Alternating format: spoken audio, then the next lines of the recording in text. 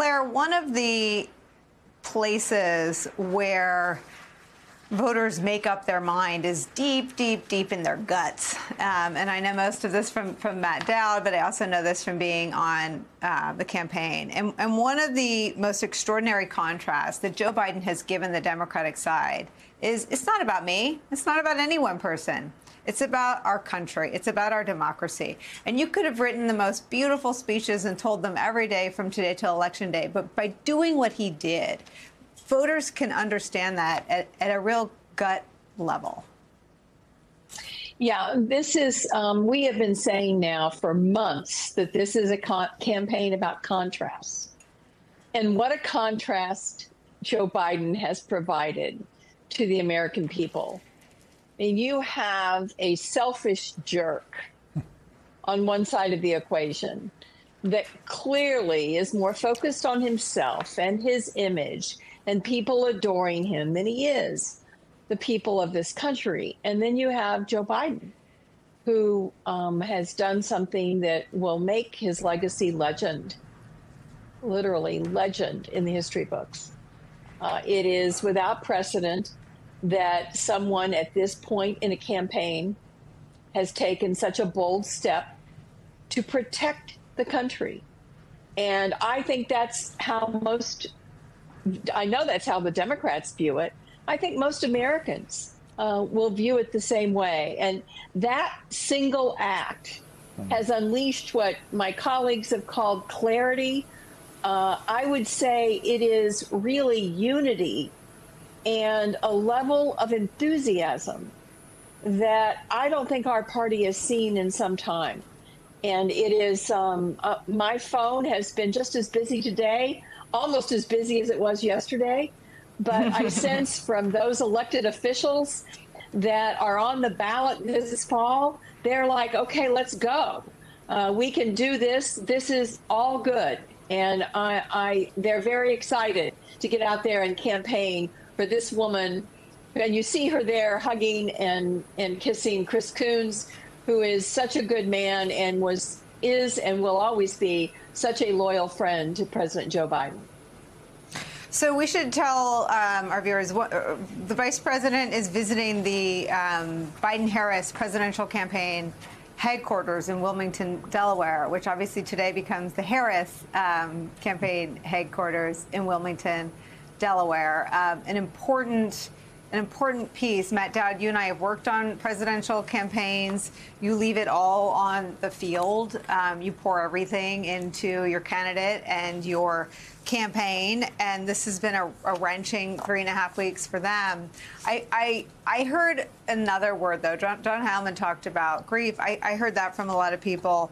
I also today heard from a lot of people, operatives, advisors, lawyers, donors, who are happy, who are so happy and so excited and so ready to execute a campaign and to sort of get about the business of drawing these contrasts, to defend where the Democratic side needs defending around some of the attacks that have gone unanswered in the last couple weeks, and to prosecute a case against Donald Trump's record, against Donald Trump's act of ending the tradition of peaceful transfer of power, against Project 2025, which is the blueprint for a second term, and against his incredibly radical vice presidential pick, J.D. Vance. Yeah, I mean, you think about this race now, it's fascinating to me, and as having done the 2000 Bush campaign, which was a challenger race against an incumbent party, and then the reelect, which is a defensive race, as you and I did, in that, and this race right now had felt before like two incumbents, a former president dominating the Republican Party, a current Democratic incumbent, both aged politicians running against each other, both having some sense of there was some incumbency. Now I think Kamala Harris, actually in reality, even though she's the incumbent vice president, she actually is going to run a challenger campaign, because she is basically going to say, I'm going to take on the big bad guy over there, and we don't have to worry about the liability and baggage that we had 24 hours ago or 48 hours ago. And that, for campaign people, is a much more exciting campaign as a challenger race that makes history, that will fundamentally make history in the United States of America. And I think this race, every poll that was done prior to today, you can throw out the window. And even the polls that people say, well, we put Kamala Harris in the poll, blah, blah, blah. None of that matters right now because the race has been fundamentally reset.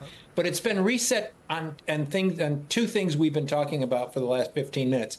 Two fundamental things reset the race. One, Kamala Harris is now the nominee who could make history by getting elected president of the United States in the course of this. And it's almost going to reframe the race from 2016 that happened, that so many people were disappointed in. That changes the landscape of the race fundamentally. And the Trump people know this, which is why they're scrambling to figure out what they do and who are they running against, why Donald Trump still seems to be running against Joe Biden in the course of this. That changed the race. But also, as Claire and John mentioned, and Basil mentioned, is what Joe Biden did reframed the race. What his act of selflessness sort of woke people up, woke me up, because I was getting very cynical and saying that, like, does anybody put the country before themselves like our soldiers do, like other people in America do? Do we have political leaders that do that? Joe Biden did that. And the quote that I thought of when I heard what he had done yesterday was the quote from Willy Wonka, the movie, which was when he puts his hand over a piece of candy and says, "So shines a good deed in a weary world." And that, to me, is what Joe Biden did. It basically is like all our assumptions about selfishness and ego and all of that. In one instance, he proved out that, no, there are people that put the country first.